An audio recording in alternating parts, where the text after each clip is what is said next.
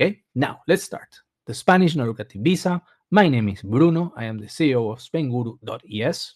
And this is especially focused on applicants from USA, UK, some information about Canada as well. But of course, if you're also applying from anywhere else in the world, I'm sure 95% of information shared in this webinar is also extremely relevant for you as well.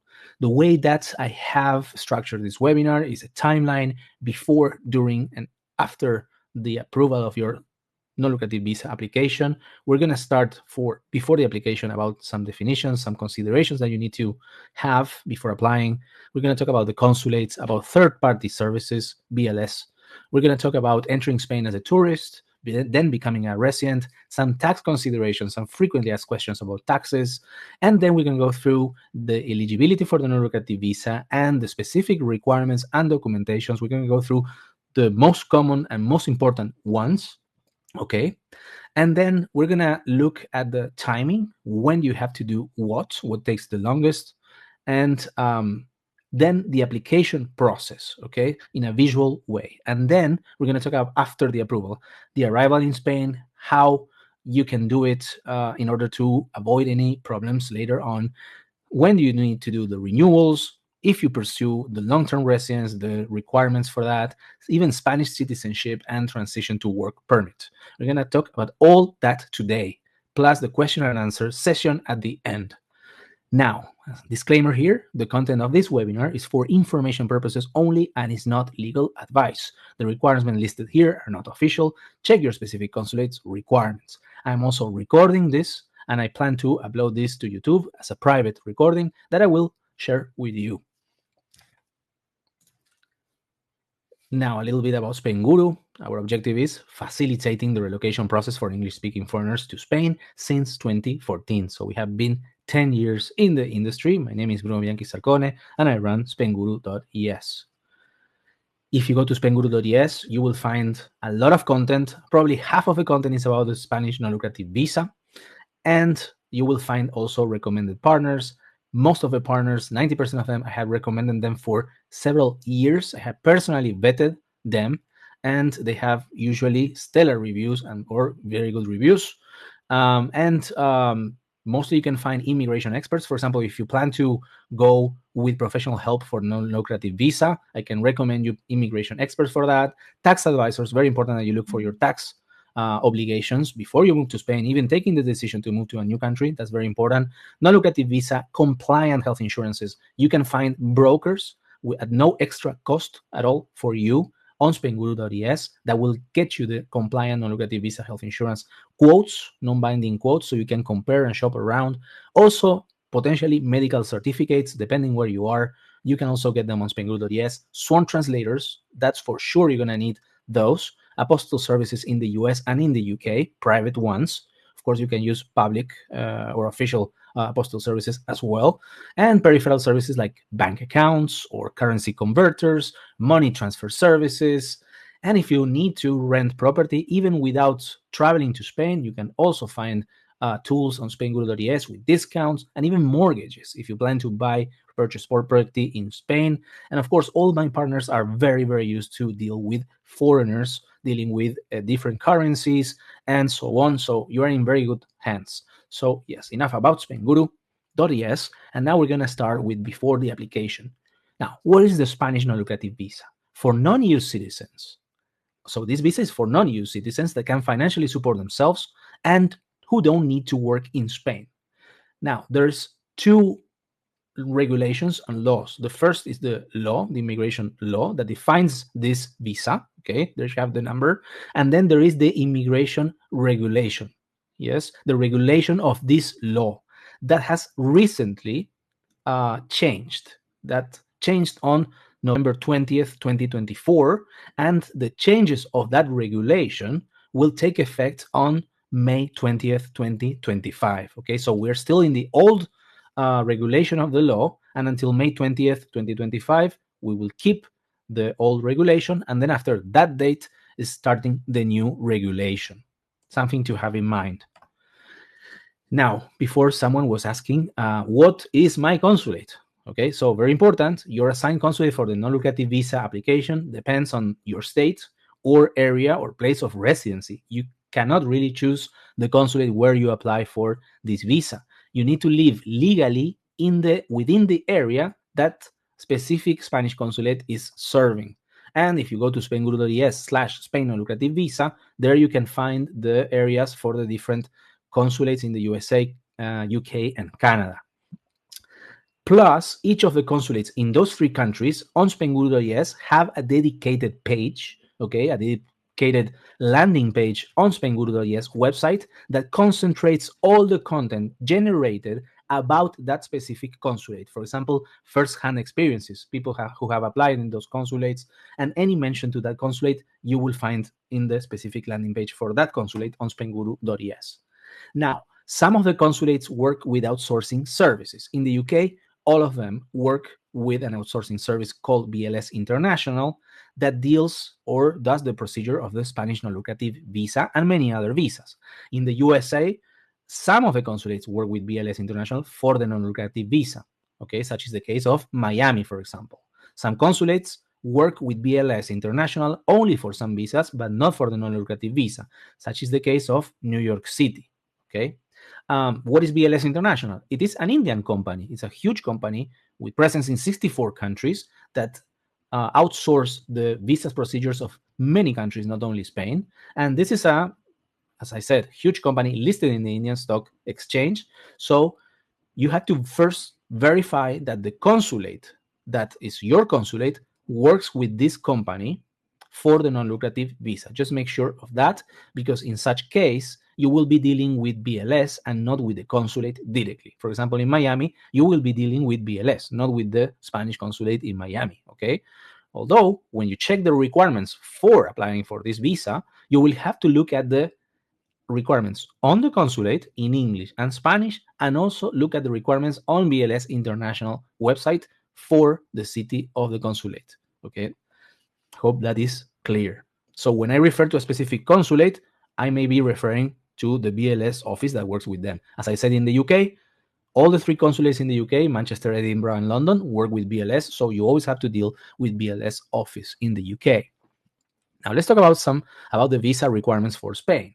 So as a tourist, okay, as a British, US, or Canadian national, you can stay in Spain and other Schengen countries for up to 90 days within a 180-day period for leisure, business, or family visits without needing a tourist visa. You can enter this area without having to get a visa. But some nationalities require a Schengen visa to enter as tourists. For example, the Philippines, okay?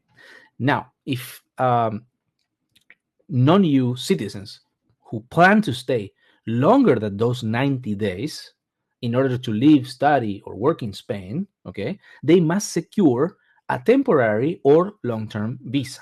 The non-lucrative visa is a temporary visa, okay?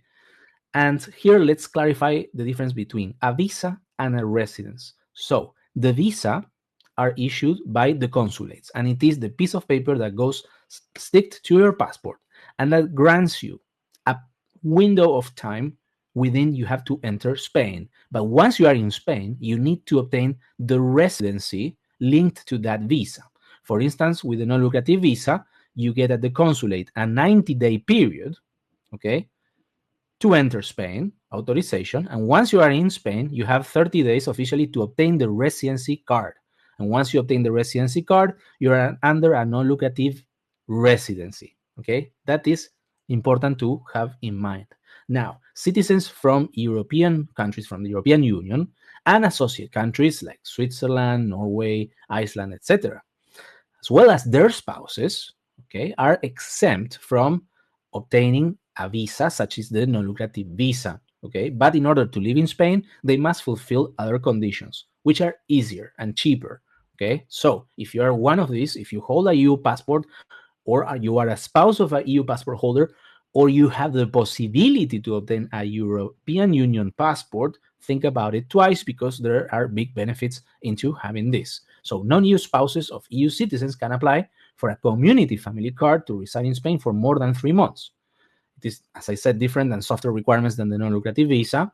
It will grant you a residence valid for 5 years and includes a work permit, something that the non-lucrative residence doesn't grant you. So, of course, if you are any of these people, then this webinar is not for you. Now, let's talk about taxes, some considerations. The first concept that you need to have in mind is the tax residence in Spain. You become a tax resident in Spain and must pay tax on global income if any of these conditions apply. The most important one is if you spend over 183 days in Spain within a calendar year from January 1st to December 31st. And very important, those days don't need to be consecutive to count. And another thing, it doesn't matter in which status you have to be in Spain. The important thing is if you are physically in Spain for 183 days plus you become a tax resident in Spain. Then the other two conditions, your main economic activity or primary income source is in Spain, regardless of time spent in the country. For example, there are people who own property here, they get property rentals, and even if they spend less than 183 days, they could be deemed to be tax resident in Spain. And the same could happen if your spouse or minor children are permanent residents in Spain. Okay. Now, frequently asked questions. When should I sell my home and move to Spain in order to avoid the Spanish capital gains tax or CGT? We're going to talk about that. How long can I be outside of Spain under a non-lucrative visa and be able to renew? And this is related to taxes. We're going to talk about that as well. Now, let's go through first, before talking about those two things, we're going to go through the non-lucrative visa documentations. And this is a summary. Please check the official requirements of your consulate and BLS office if applicable. First of all, they will ask you an address in Spain when you apply for the non-lucrative visa. And it will depend how strict the consulates are with this requirement. It will be enough sometimes just to say which province in Spain you plan to move. And some other consulates, they will even require from you a rental contract or property deeds if you are a property owner in Spain. Okay. Make sure to understand what the consulate is asking in terms of address in Spain when you apply. Then you will also have to show address in your country of residence to prove that you are within the area where your consulate is serving. Okay. Then you will have to prove sufficient financial means to support yourself and dependents, if you bring them, without working. We're going to talk about all this in detail. Then you have to have comprehensive health insurance from a company authorized to operate in Spain, or S1 to access public healthcare in Spain in case you are a UK retiree. Then you will have to show a clean criminal background check or police check, a medical certificate that proves that you're free of diseases, certain diseases from a protocol in 2005. Then if you plan to apply with your spouses or children, new marriage certificates, new birth certificates, and some consulates will ask you to swear that you will not engage in any work or professional activities in Spain. Some of them even will ask that you swear you're not going to work even remotely. Some consulates will ask you for letter of intent. Okay. Sometimes it will be useful that you write a letter of intent because of your financials are difficult to understand. Okay. And it is maybe a good idea to help the officer checking your file to understand your financial situation. Then you will sometimes need to provide photos. Of course, you will have to pay fees. Everyone pays fees. Okay. Children, everybody pays the same fees, etc., etc. Now, we're going to go deeper into the most important ones. Let's talk about the financial requirements for 2024. They're likely going to be the same in 2025. Let's talk about that. You will have to prove that you have sufficient funds. Okay, how much money you need to show, including savings and or regular income. It depends on an index, okay, called the IPREM. The main applicant needs to show 400% of that index. That can change every year, or sometimes it stays the same. We're going to see that as well. The main applicant, 400% of the IPREM. The dependents, each one of them, 100% of the IPREM. Let's translate that into money.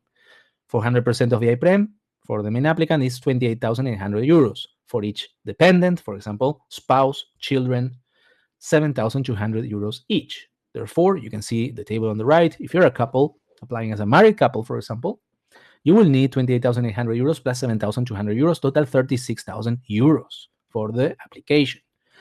The funds can be savings and or passive income. For example, pension withdrawals, rental income, dividends. Now, you will have to show bank statements, and depending on the consulate, a certain amount of months in advance. Sometimes it's 3 months, sometimes it's 6 months, sometimes it's 12. Have videos about that on the YouTube channel on Spainguru. And documentation from your bank in the US, in the UK, Canada, or wherever you have the money. It doesn't really matter where you have it, as long as it is immediately accessible without penalties and you can prove that officially.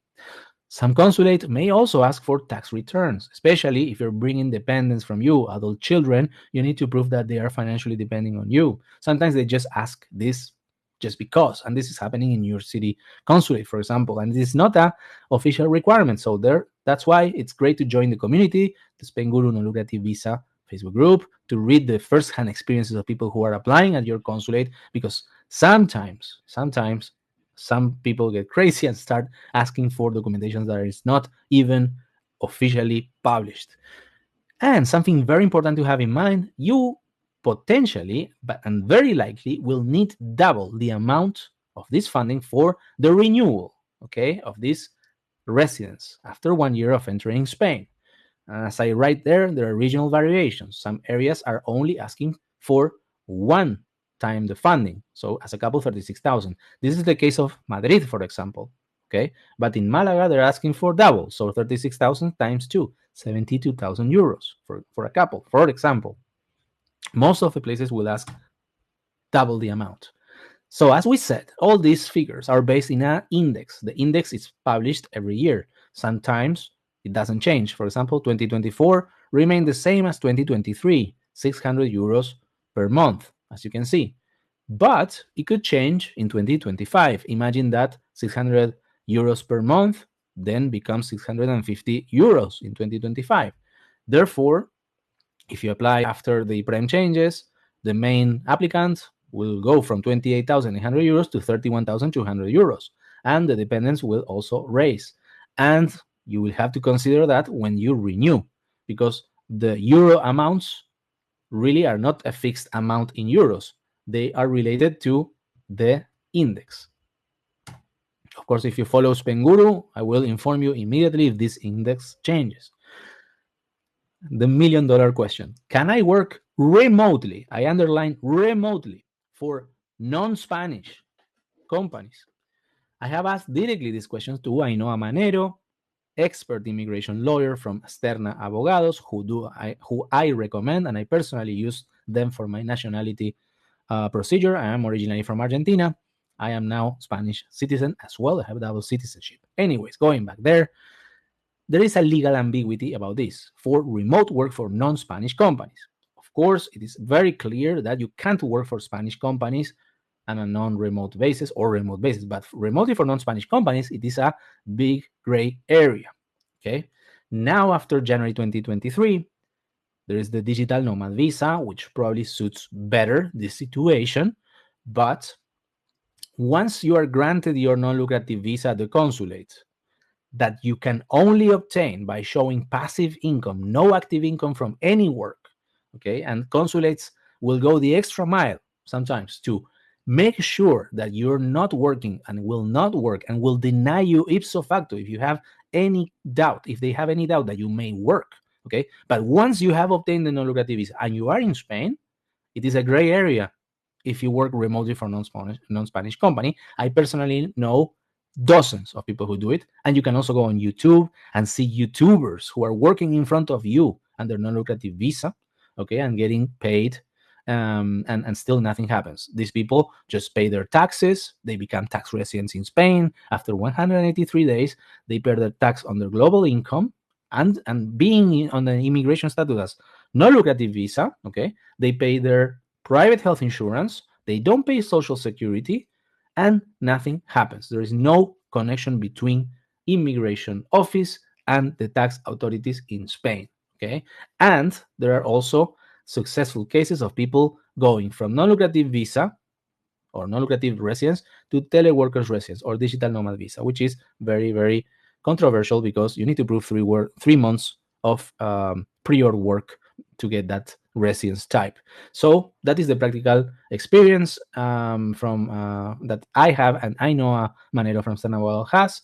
And there is a Supreme Court ruling, okay, that actually approved a certain case of someone working under the non-lucrative visa. Okay, so there is the Supreme Court on your side. You can watch the full interview on YouTube. There you have the QR code, and that is the situation. And as I said, and I don't recommend you do it, I just putting in front of you this information and showing you that things sometimes are not white or black, they're gray. And this is the situation today, created by the legislators. Unfortunately, there's no one trying to bypass the law or anything. It's just that the law and the regulations are very, very open and didn't have the remote work into account when they approved this visa and residency type.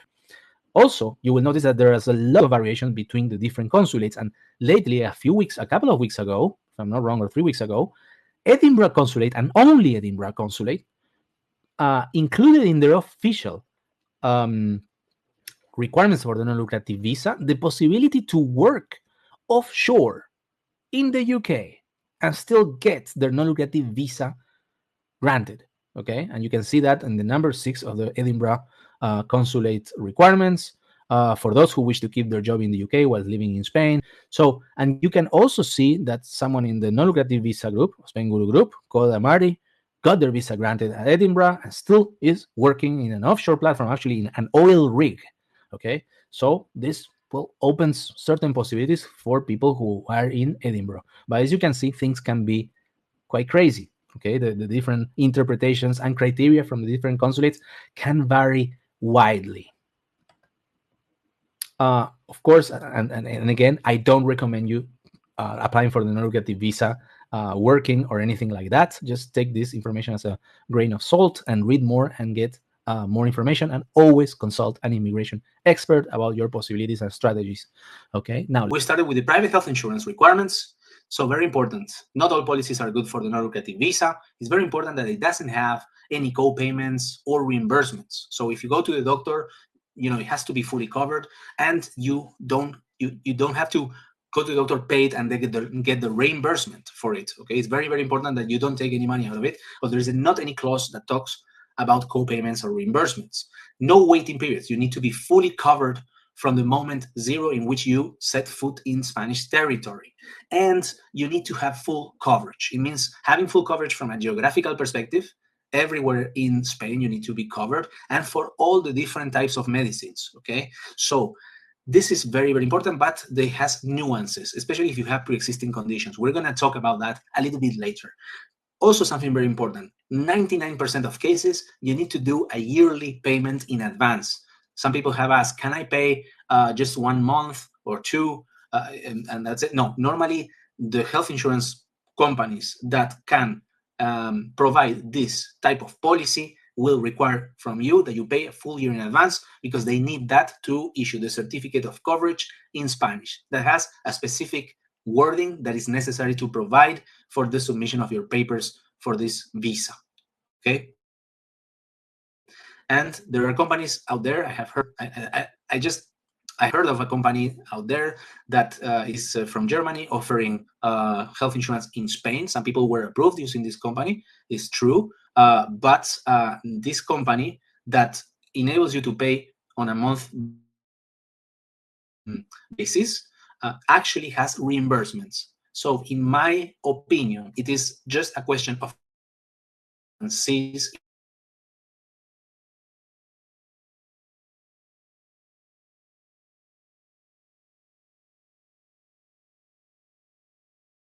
I wouldn't take the risk.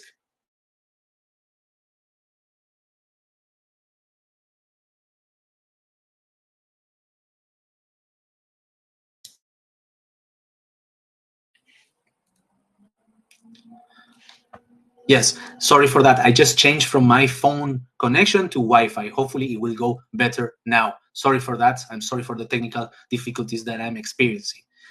So coming back to the health insurance, let's go with the frequently asked questions. Are my medicines covered? If you get a private health insurance, the medicine cost will not be covered, okay? Different than if you okay, not as a retiree. If you access the public healthcare system in Spain as a worker paying social security, you will get heavily subsidized medicines. But as with a private health insurance, you will have to pay the medicines out of your pocket. And people report that the medicine costs in the USA and the UK in comparison are much more expensive. So it is still a pretty good deal. I have content about the different prices for the different medicines if you're interested on Spainguru.es. Next frequently asked question: what should be the health insurance start date? So please consult with an immigration expert, but normally the health insurance start date should be on the first day of the month in which you intend to enter Spain. For example, you travel to Spain on the 15th of January. Normally, the health insurance should start on the 1st of January. Okay, and that would be generally acceptable by the health insurance company and the consulate as being fully covered. If you started earlier, even earlier, and the full 12 months period after you enter Spain are not being covered, the last 3 months, for example, if you're staying in Spain, the last 3 months of the year are not covered, make sure that your company includes in the certificate that you will be automatically renewed when the first policy ends. Next frequently asked questions: are there health insurance for older than 75 years of age? Yes, there are. Adeslas and DKV offer policies from 84 to 99 years of age. You can find them on Spainguru.es. What if I have pre-existing conditions? Very important question and related to the full coverage condition for NLV compliance of this policy. Now, it will depend on what type of pre-existing conditions you have, how serious they are. If you have something very serious, for example, and like cancer, to say something, it could be that health insurance companies in Spain don't want to cover you, and unfortunately, you won't be able to get coverage, and you won't be able to get the Spanish non-lucrative visa. Okay, could happen that. If you're a UK pensionist and you have access to the public healthcare system in Spain using the S1 form, then potentially you still can get coverage even with those serious pre-existing conditions. Now, a lot of people have less serious pre-existing conditions, for example, high blood pressure. What happens in that case? Well, normally health insurance companies will be covering you for all the rest, but will exclude the pre-existing conditions that you have, but still will be able to issue the certificate of coverage in Spanish so that you obtain the Spanish non-lucrative visa. But when you're in Spain and medical problems arise linked to those pre-existing conditions, they will be excluded and you will have to pay for the cost of anything related to those pre-existing conditions. Can I pay into the Spanish public system? Yes, after 1 year of residence, you can use a scheme called Convenio Especial. It is a social security scheme that is different in the different regions in Spain because each region has their own health system. Okay, so there is no one specific procedure for doing this. You will have to move and then find out what the procedure is in your specific region. It will have a cost of 60 euros if you are younger than 65 and 157 euros per month if you're older than 65. And then you will be able to access the public healthcare system, but the cost of your medicines will not be subsidized, okay? But the good thing is your pre-existing conditions will be covered. This is important. Something to have in mind is that effective access to the public healthcare system can take from weeks to months. A couple of months ago, a couple was saying that they enrolled in using the Convenio Especial in March, and it wasn't until October that they had access to it. So it is a good idea to have an alternative coverage during that period of time. Next one, can I use my current health insurance from the UK or the USA? The short answer is yes, you can if it is a non-lucrative visa compliant policy. This is the short answer. The long answer, and probably the correct answer, is a nuanced answer, is no. It is not recommended. In my opinion, you shouldn't do it. A lot of people are denied because of many different reasons. Could be that the certificate of coverage that your company in your country of origin it doesn't have the right wording. It could be that they have some reimbursement clause. It could be that the officer looking at your papers consider it as a travel health insurance while you are in Spain, and travel health insurances are not compliant with NLB. So anything could be a block and a potential headache. Okay, so that is my answer. It is not recommended. Use a Spanish company for this. Can I use next one? Can I apply with a UK S1 form if I'm a UK retiree? Yes, as I said, but be careful.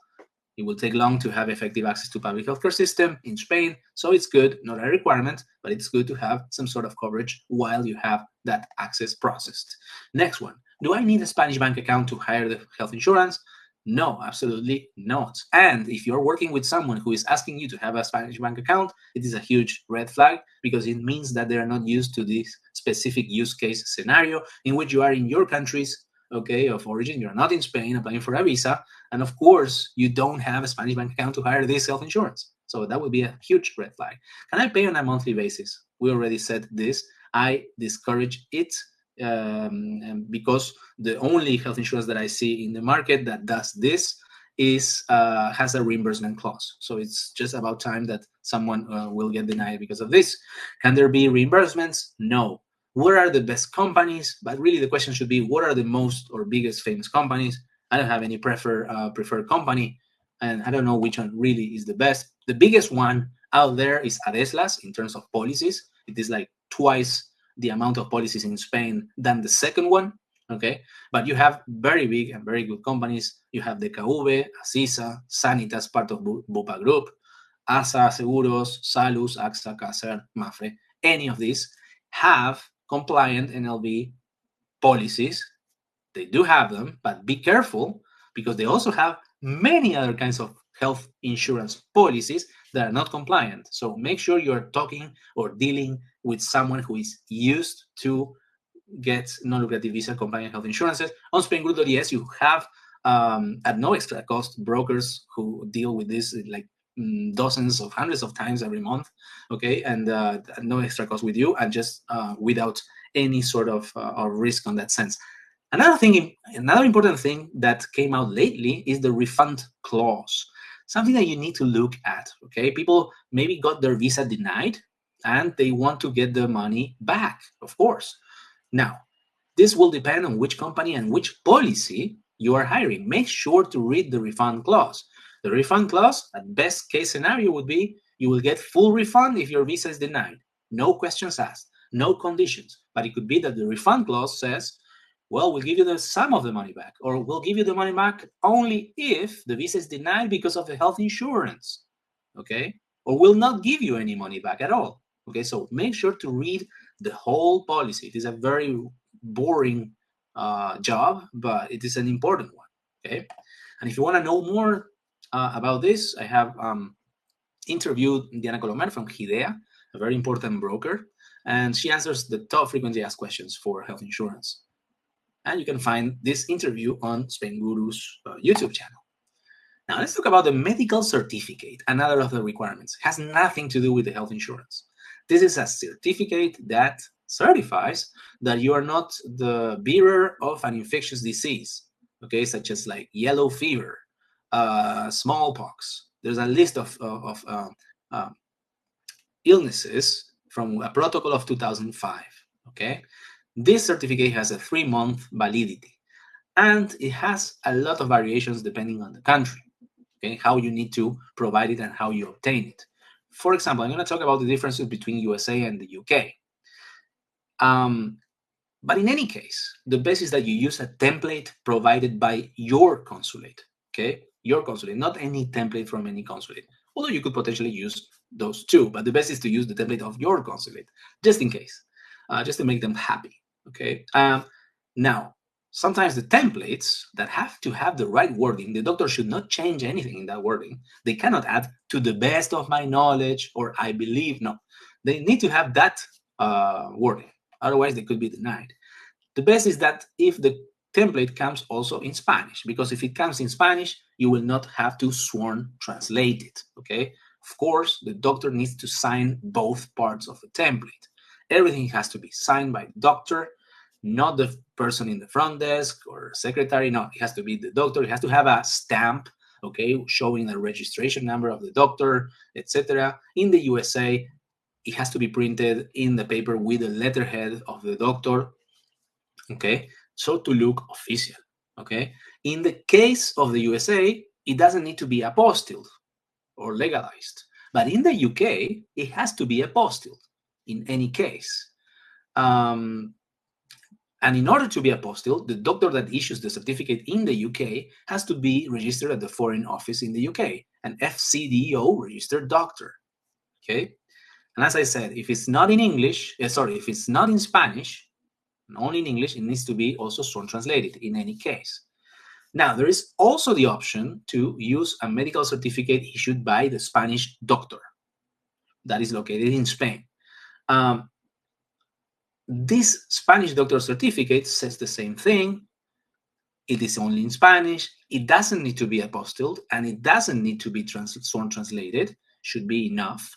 Although in the past, some consulates have required that the person is physically in Spain at the time of the issuance of this certificate, okay? Such is the case of Manchester. But for example, London and Edinburgh are not requiring this. Miami is not requiring this.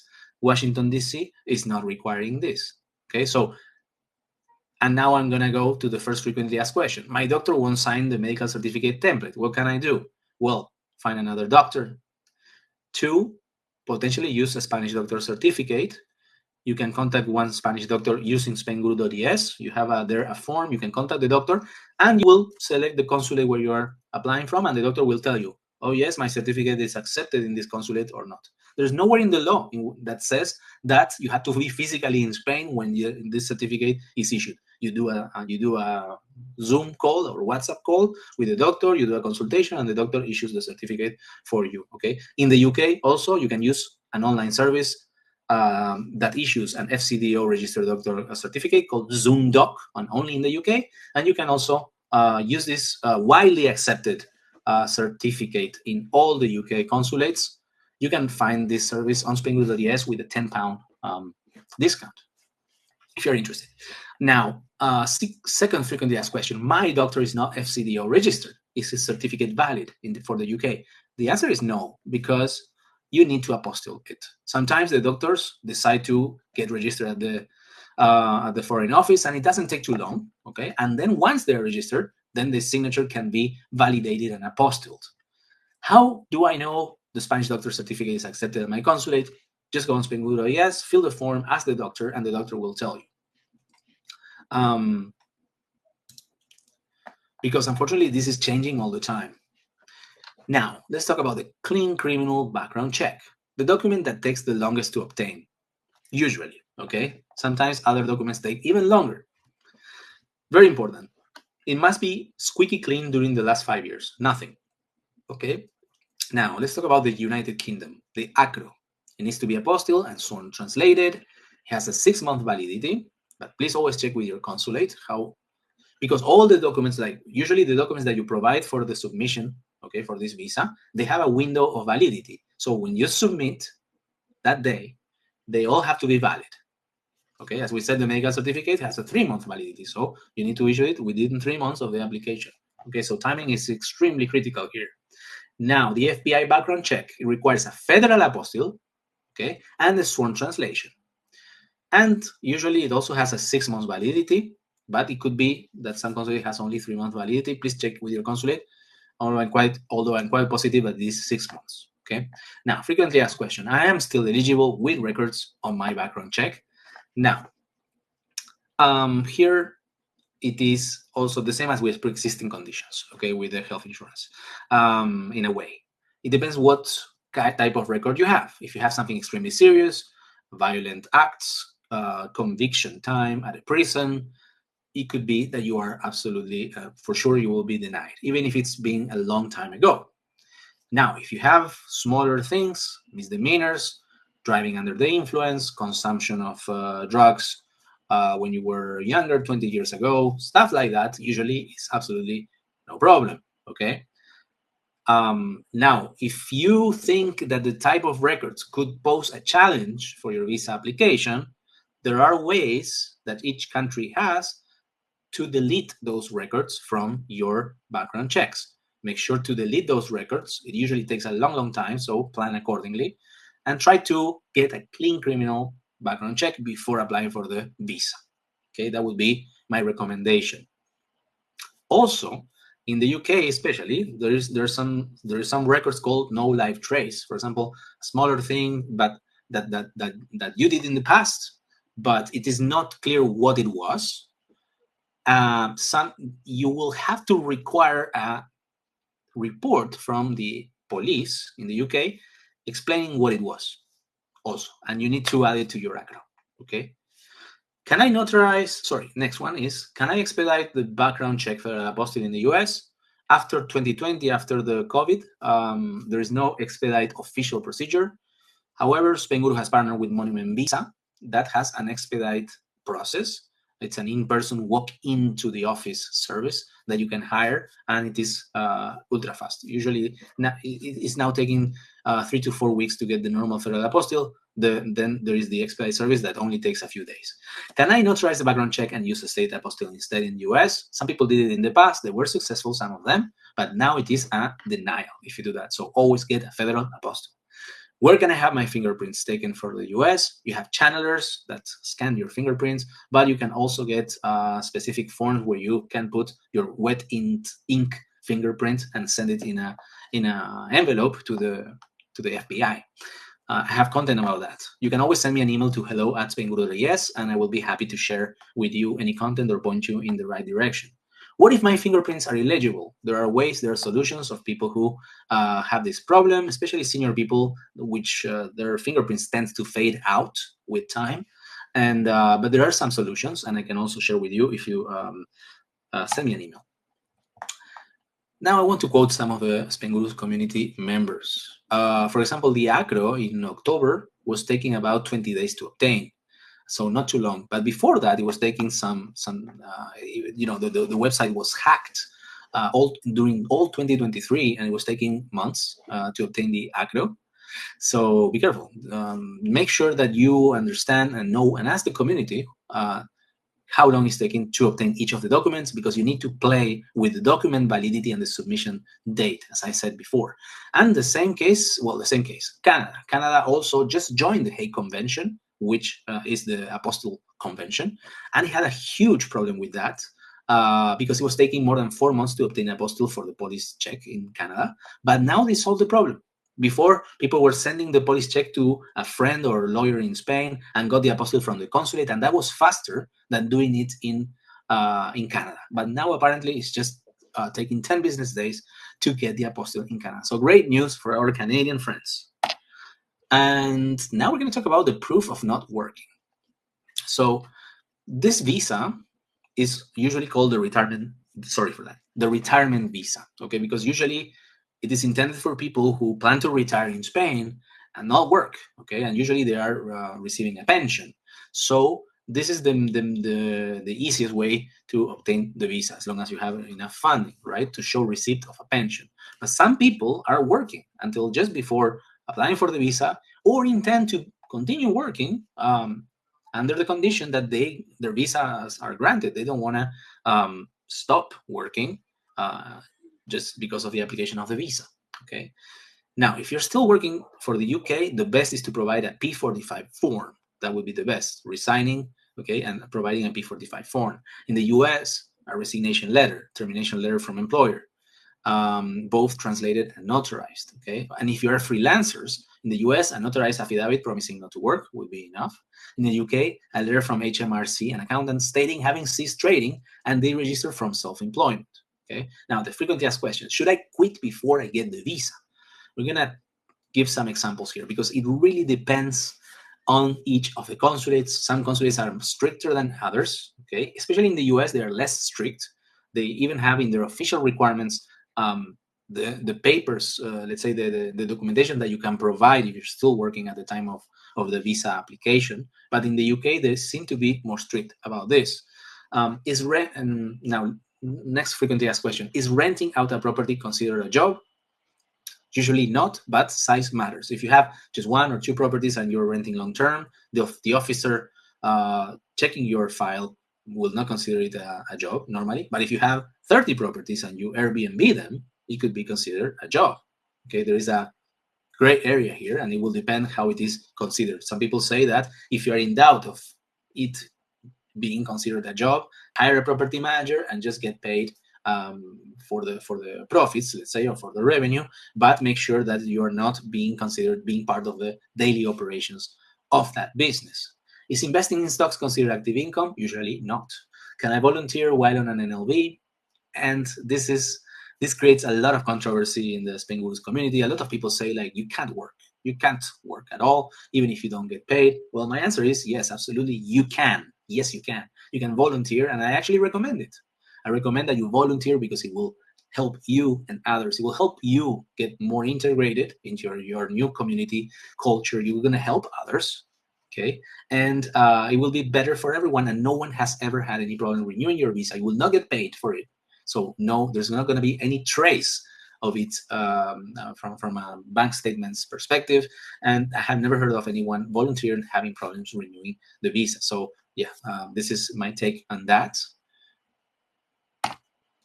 And let's talk about working until the very last moment, okay? For UK consulates, maybe this gives you a perspective. Someone said, a P45 is one way, but so is a letter from your employer stating that you have resigned and will leave on a certain date, okay?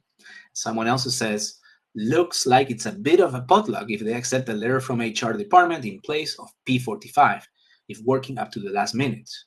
Okay, I have also seen this. Some people just continue working, they apply for the non-lucrative visa, then they were required to get a P45 and they rushed to obtain it. Okay, this was the case of the UK. And in the US, they're more open to this situation. And on the left, there is the Washington, D.C. consulate official requirements that said this. If the applicant is of working age and or employed, she can add a letter of termination from the employer stating that the applicant will no longer work for the company, or even a sabbatical year acceptance letter from the employer. The termination letter must be in Spanish or include a Spanish version or be accompanied by an official translation in Spanish. And today someone was asking or stating in the group that they were denied because of taking a sabbatical year. So it will really depend on the consulate and the documentation that you show and the officer reviewing your case. Unfortunately, this is the situation today. Then Ali at Los Angeles said, the Los Angeles consulate will accept a notarized letter of intent that states you will plan on quitting upon obtaining the visa before leaving for Spain. So I wish it was like the Los Angeles consulate everywhere else, but unfortunately, there are strong variations. So make sure to join the community, get legal advice from people who are experienced in that specific consulate if you plan to work even during the visa processing. Another thing that I found in December 2023, 1 year ago, in Buenos Aires, my hometown, someone got denied their non-lucrative visa because they showed activity on their LinkedIn profile. And this person went to court, and the court said that the consulate was right. Something to have in mind. Be careful with that. Okay, and this is all linked to what the consulates consider to issue the visa, okay, to grant you the visa. But then, once you have the visa, there is a gray area for remote working for non-Spanish companies, right? So it is a very, very strange, very particular situation, unfortunately, because we would certainly prefer that there is clarity. Now, let's talk about marriage, birth certificates, and non-married couples. Now, married couples need a valid and updated marriage certificate that usually has a 6-month validity, okay? And before we said that the police check, it's usually the document that takes the longest, but I've seen cases of people who married in, for example, Cyprus, Trinidad and Tobago, South Africa, that their marriage certificate, the new copy, it has to be a new original copy of the marriage certificate, apostilled and sworn translated, if it's in another language than Spanish, takes longer than the police check. So be careful if you're married in a different jurisdiction, because it could be longer document to obtain. If you plan to bring your children, you will need also new original copies of their birth certificates, also apostilled and also sworn translated when they're not in Spanish.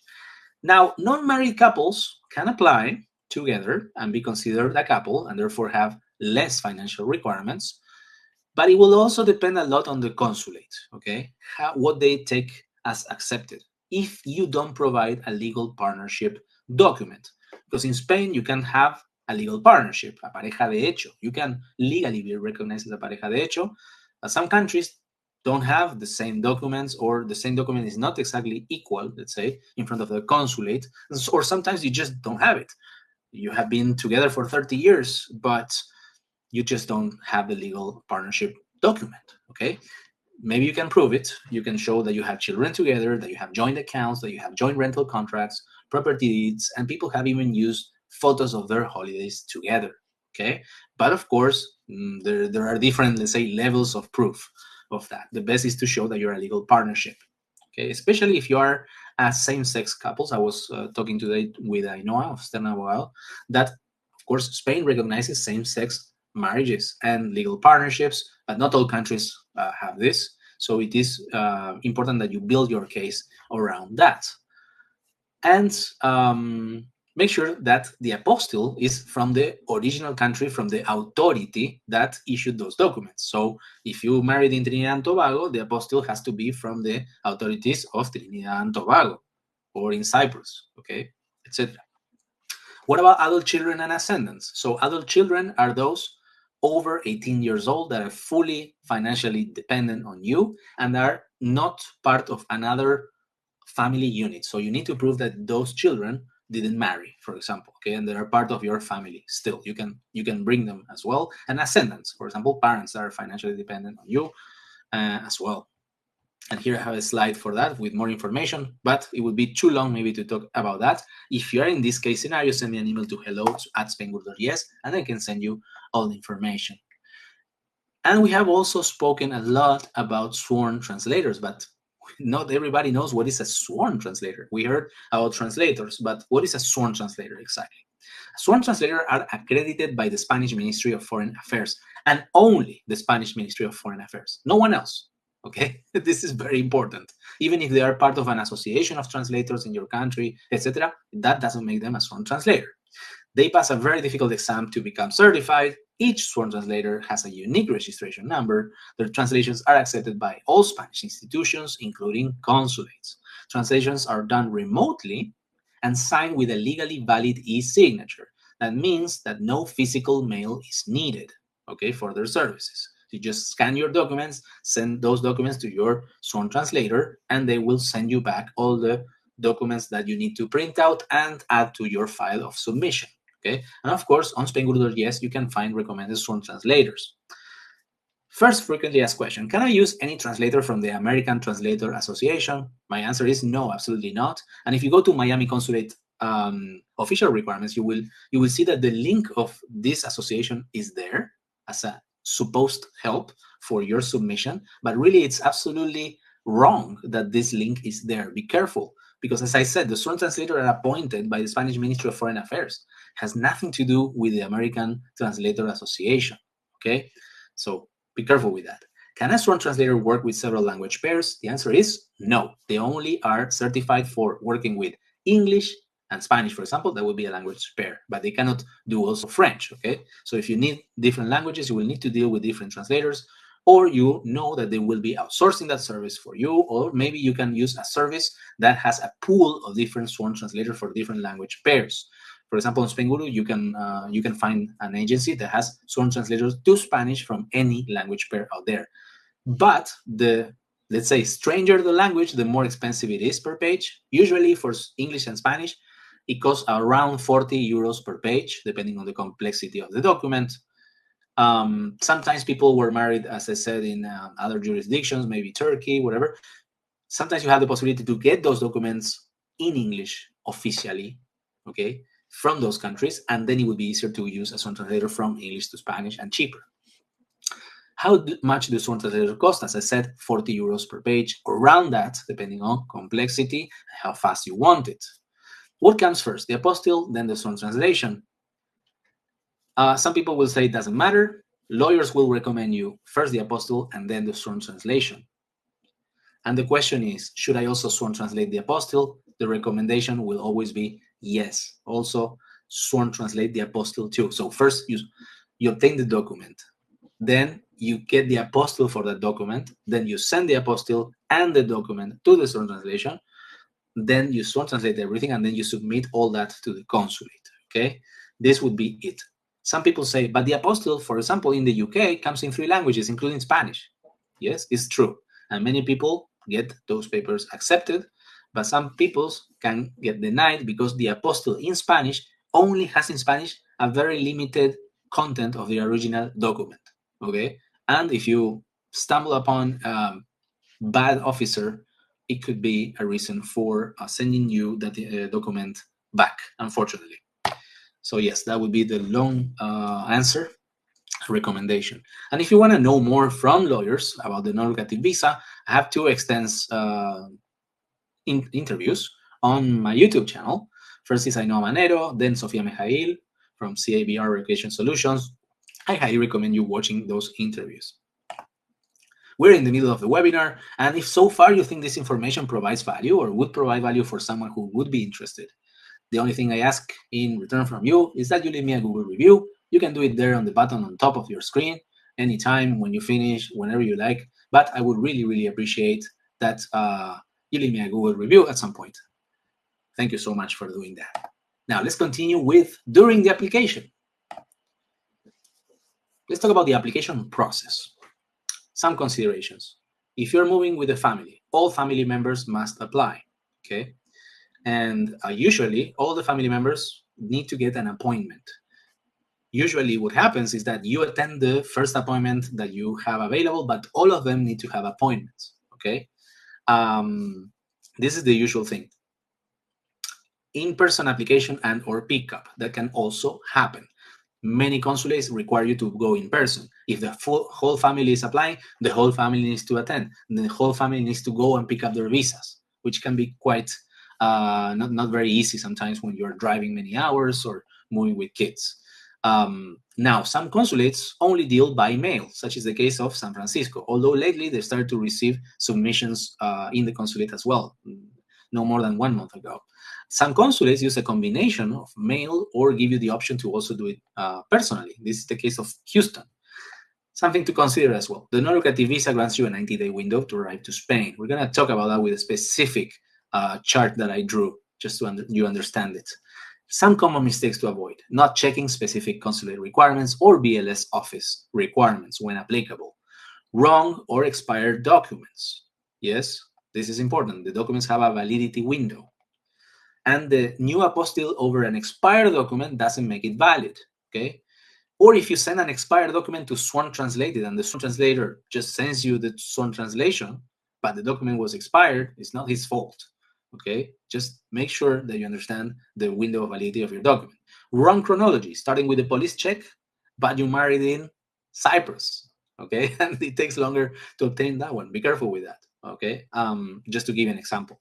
Wrong health insurance, that happens quite a lot. Especially people coming into the group or talking to friends saying like, oh, what company do you recommend? I recommend you Sanitas, or I recommend you Adeslas. Well, it happens that you have to really shop around with your data. This is very important. And don't ask the other people, just because it changes a lot. The quotes change a lot because of your personal situation, your age, when you're going to be moving, etc., etc. It changes a lot. So you really need to get quotes and proposals for your specific situation. And sometimes you will have to have a different company, but make sure that you get a non-lucrative visa compliant policy. This is very important. Say that you plan to work or not enough proof of promising that you're not going to work. This happens. Okay, I recently interviewed a working age lady who applied for the non-lucrative visa at New York consulate with her husband, and she proved that she was not going to work, that she was in a sabbatical year, but she didn't prove enough for her husband, and they were denied. So they had to reapply with both proofs. So be careful with that part. And now we're going to talk about the timing. And as I normally say, this is probably the most important factor in this visa, timing. How much in advance should I start preparing before moving to Spain? This includes the decision-making phase and investigation phase. In the USA, it usually takes a bit longer than in the UK, USA and Canada. It's usually 6 months before your intended date to arrive to Spain. Calculate that. And in the UK, about 4 to 5 months in advance. Most consulates retain passports during processing. This is important to consider. US applicants can get a second passport quite easily, And in the UK, BLS may allow applicants to keep theirs. I have content there, but not everyone is successful. And in the UK, obtaining a second passport is not easy. And you have to be under certain very strict conditions to obtain a second passport. Some people have done it, but because they had specific circumstances, but usually you shouldn't count on that. And your passport will be kept in your consulate, so you won't be able to travel. Some consulates will ask you to leave prepaid envelopes, and some consulates will ask you to go in person to pick up the passport. And how long does the process take? Usually documents preparation 2 to 3 months. Attending the appointment when applicable, when there is an appointment, happens during the 3rd month. Wait for approval. It usually is taking around average among all consulates 2 months, but officially there is a limit of 90 days or 3 months for the consulate to answer. There could be a 10 days period if clarifications or extra documentations are asked by the consulate to you. You can choose a visa start date in a 90-day window from application date. We're going to see that. And officially, there's 30 days to obtain the TIE card or Tarjeta de Identidad Extranjero or residency card, the plastic card that says that you are a resident in Spain. That is valid for a year initially. Now, let's talk about some of the realities that we face when we apply. This Spainguru community member says you can ask for the visa to be valid for up to 3 months in advance. However, the difficulty I found was finding a health insurance company who worked that far out, as most only do 2. And that was in July. Today, I can tell you that most companies will only work with a month in advance only. Some companies may be longer, but you potentially have to pay extra. You have to be careful. And working with a broker or an exclusive agent that is used to deal with the non-lucrative visa application, I think it is very, very important. It makes things easier at no extra cost to you. And I personally, if I had to apply for this visa, I would work with a broker just to make sure that the timing is perfect for the application. Okay, so yesterday I did this slide, so you are the first ones to see it. It is a bit noisy, but I couldn't find any other better way to put it. This is usually how it works. Imagine you submit at a certain date. In the submission documents, you need to choose a date in which you want your visa to start. That date has to be within 90 days from submission date.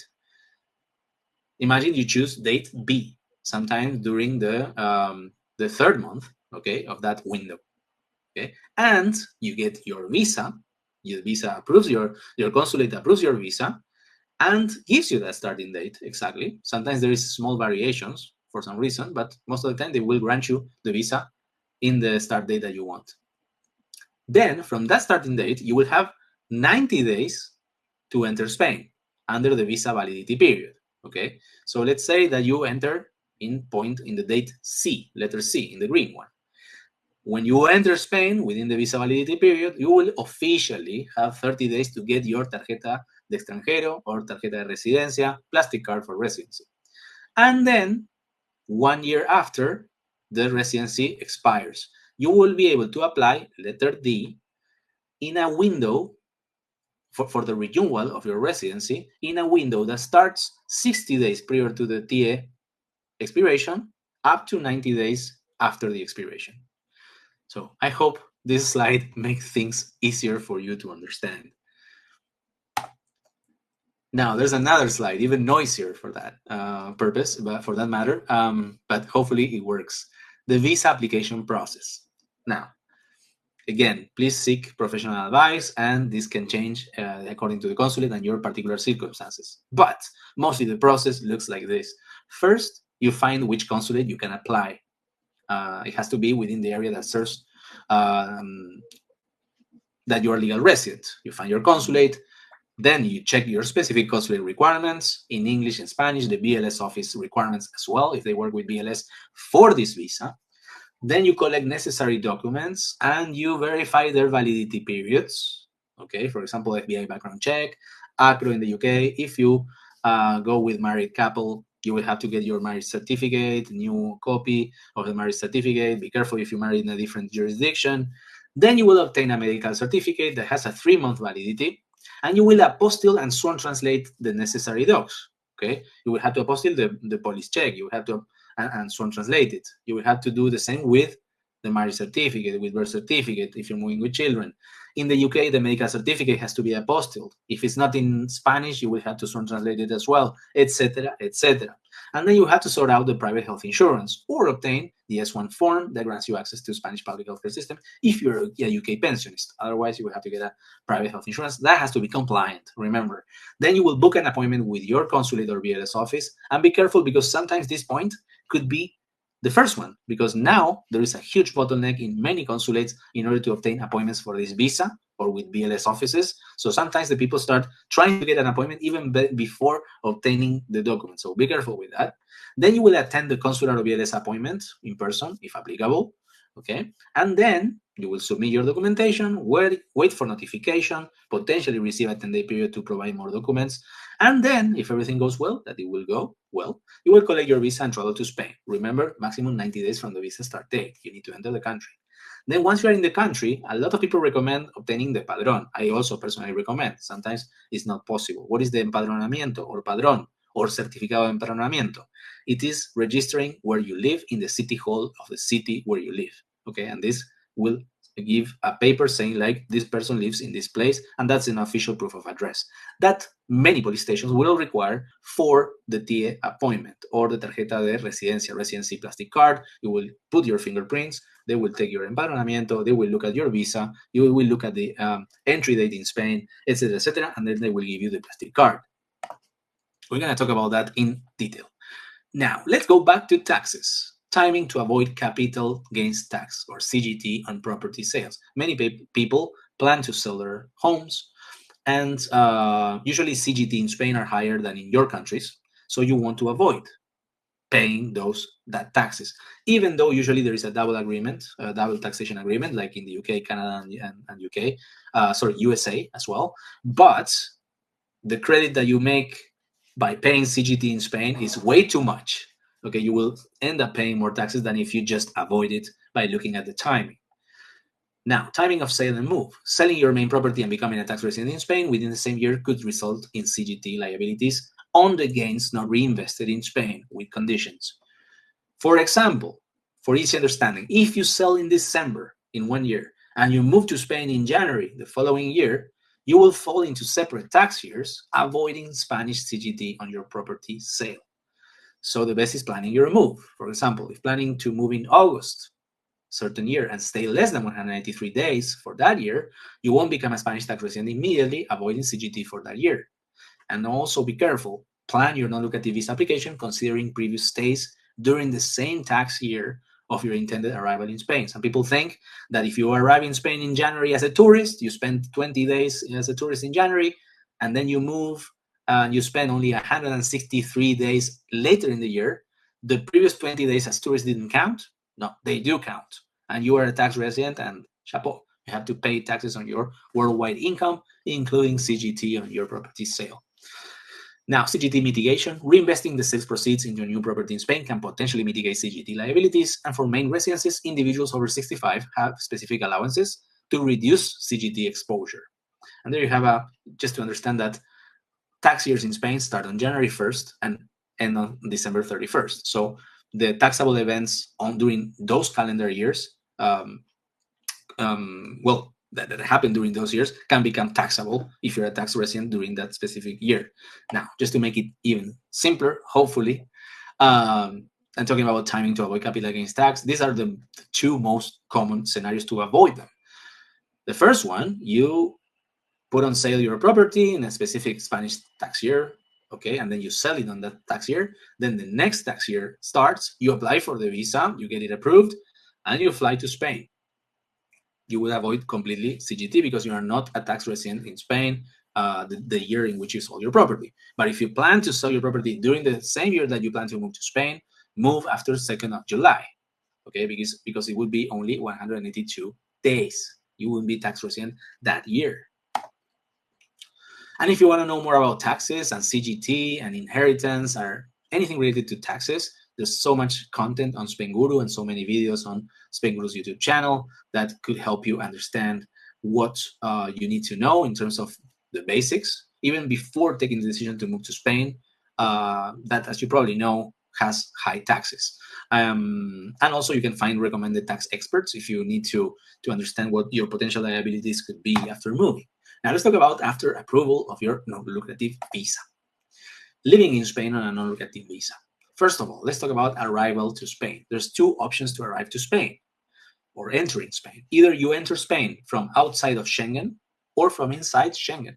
What is Schengen? Schengen is a group of European countries, 28 countries in fact, that are borderless, internally borderless. Okay, so if you enter Spain from France, for example, by road or by airplane, from Portugal, or you fly from Italy to Spain, you will not get a stamp in your passport, or you will not cross a immigration border. Okay, because now they plan to change it for face recognition, etc. You won't get a stamp, but it will be in the system. It will be, for the same matter, the same, basically, right? So you have to be careful. If you enter from outside of Spain, you will get a passport stamp, and perfect. You can prove that you enter Spain on a certain date. But if you enter from inside Schengen, driving from the UK to Spain, for example, once you are inside Spanish territory, the best thing you can do is to get a declaración de entrada. It is a one-page document that you obtain at a police station, and you have to obtain it within 72 hours. Usually every airport, every international airport has a police station where you get this paper as well, okay? And then the police officer will say, oh, yes, boom, and they will put a date to your entry in Spain. This is very important because after, when you go to give your fingerprints to the national police to obtain your residency card, they will check when you have entered Spain. And if you don't have any proof of entry, it will be a problem. They could potentially ask you to get out of Schengen and come back. And it would be a problem if your visa would be expired already. Okay. Many people reported that they didn't have anything of this, but they showed their boarding passes and they were accepted by police officers and no problem whatsoever. Some people said, well, I did this, I got accepted, but they arrived maybe 70 days as tourists before their visa start date. But then now they got their visas, the residency start 70 days before the start of their non-lucrative visa date. So now they have to renew their visas much earlier, if you understand me. Okay, so the best, what it is recommended, number one, get your stamp. Number two, if you can't get the declaración de entrada. And number three, enter within the 90 days visa validity window. So there's no problem when you go to the national police to obtain your residency card. I have a lot of content about this as well, and a lot of community members talking about this. But the best you can do is just avoid problems, headaches. Recommendation: as soon as you're in Spain, obtain a Spanish SIM card. When you do procedures, they will send you a lot of SMS, and the best is to have a Spanish phone number. Open a non-resident bank account as well. So until you get your TIE or residency card, banks can open accounts for you in Spain, but you will be a non-resident until you show them a TIE card. Usually those bank accounts will have fees. You have to pay maybe 30 euros per quarter, something like that. Depending on the bank, shop around, but it's necessary, in my opinion, to have an IBAN because it can take a long time until you get your Spanish residency card, and you will have to pay utilities, gym, procedures, fees of the procedures, etc. It's going to be extremely useful. Also, the best you can do for currency conversion, use currency conversion websites. I personally use Wise, okay, and because I have customers in the USA and in the UK, so I get money, paid in British pounds and dollars. I convert these currencies within Wise, and then I send to my Spanish IBAN. So if you want to get discounts on Wise and N26, which is a Spanish, which is an e-bank as well, you can go on Spainguru.es and you have there your referral codes. Then now, when you arrive to Spain and you need to obtain a certain proof of address for your residency card. The best proof of address out there is obtaining a padrón or certificado de empadronamiento. That has a validity of 3 months. Now, sometimes it's extremely hard to obtain it, okay?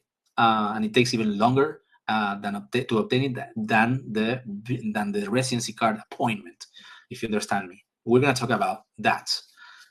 And as we said, you need to get your residency card officially within 30 days of your entry in Spain. Frequently asked question: is the padrón strictly necessary to obtain the TIE or certificado de empadronamiento? Second, there are no appointments to obtain the tarjeta de residencia. What should I do?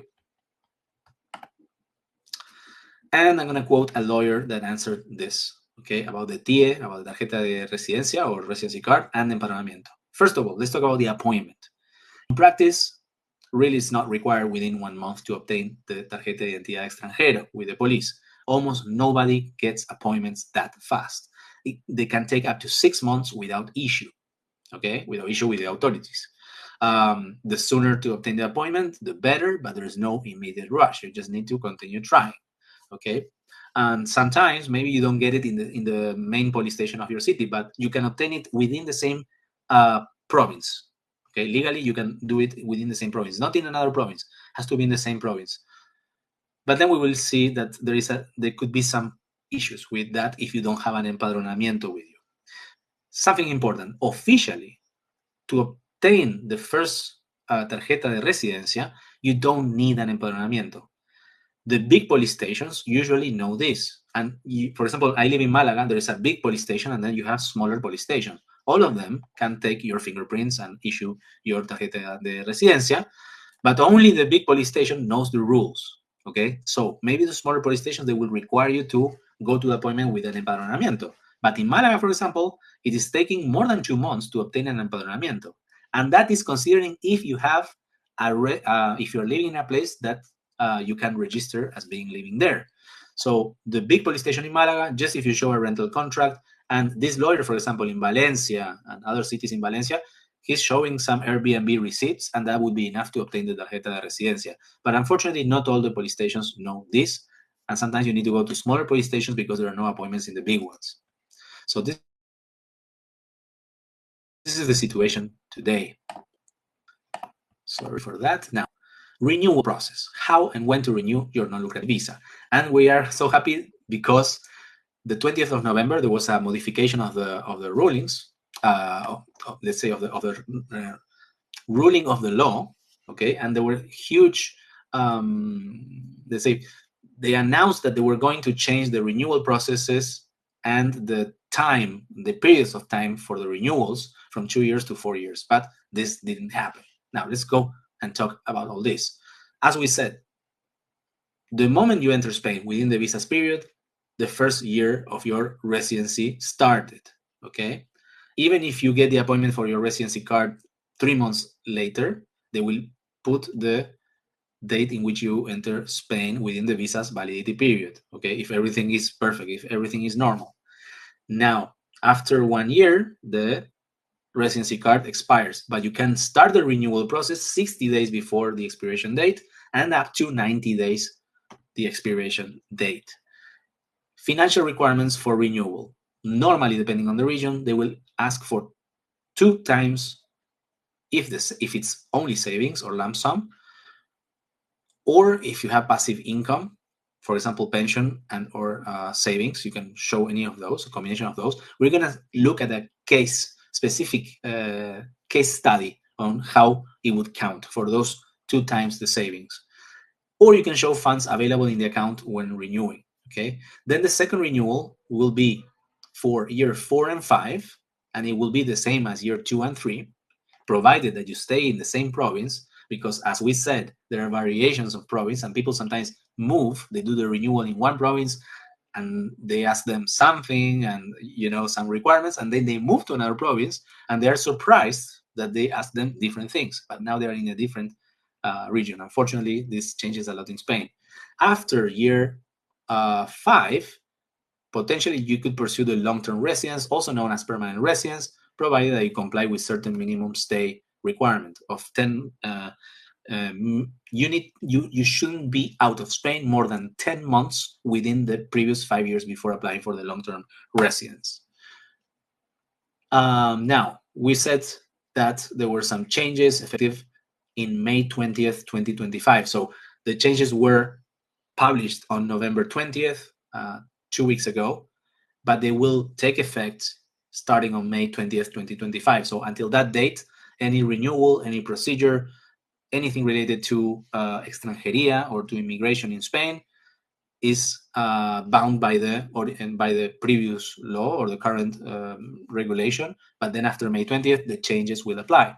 So the renewal period remain fixed at 2 years each. Okay, so you arrive to Spain 1 year, then you renew for 2 more years, and then you renew for 2 more years, total 5 years.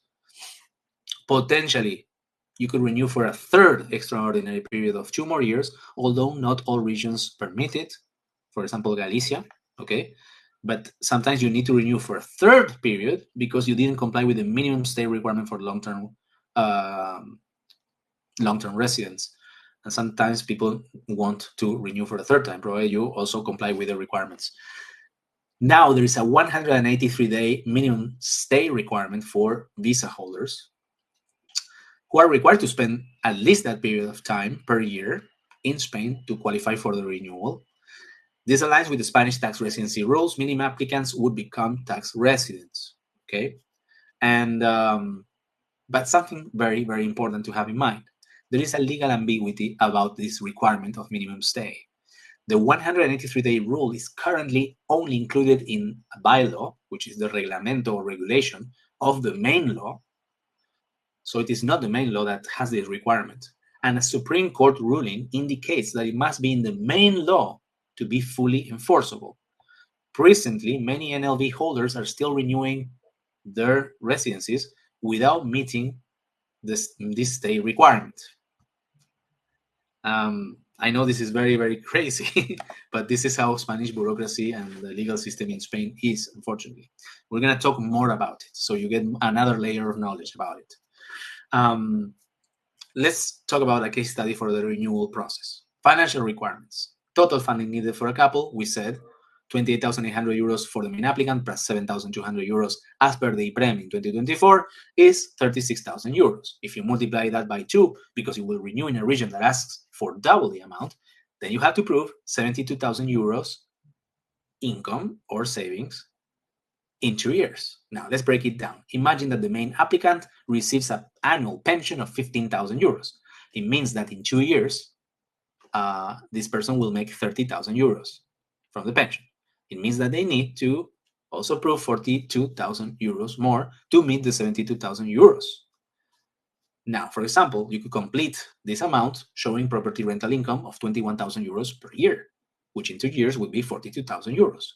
Or you have a lump sum in the bank, 42,000 euros saved in your bank. That will complete the necessary funding. Okay, some people use credit card, credit. Okay, if they obtain a certificate from their bank saying that the credit from the credit card is fully available without penalty, that is also possible to use. It is in the regulation. Now, documentation requirements. You need to show ongoing private medical insurance coverage, private health insurance, full NLV compliance, or public healthcare system coverage. This is especially for the first renewal. If you're a UK retiree, you can use public healthcare system coverage for the first renewal.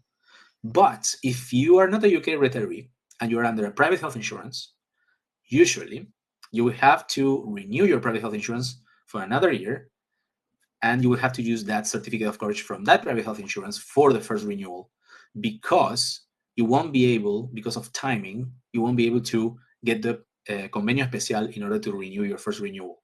So at some point, if you plan to change to convenio especial and have access to public health system in Spain and use it for a renewal, that is likely to happen for the second renewal in years 4 and 5. To make it short, you will have to show updated passport copies for both individuals so that the officers will see how long you've stayed in Spain, and you will have to show a certificado de empadronamiento for the renewal. It is a requirement for the renewal, not an official requirement for the first tarjeta de residencia. There you just need to show proof of address officially, but for the renewal, you will have to show the certificado de empadronamiento. So be careful if you change province, that you need to be able to show a certificado de empadronamiento for the renewal. Now, time you need to spend in Spain to maintain your residence, obtain long-term residence, or even Spanish citizenship. Let's talk about NLV renewal. Now there are renewals being in Spain less than 6 months. Exactly, as I said, there is a Supreme Court that challenges this requirement of minimum stay, and people are being able to renew the non-lucrative visas, even staying less than 180 days.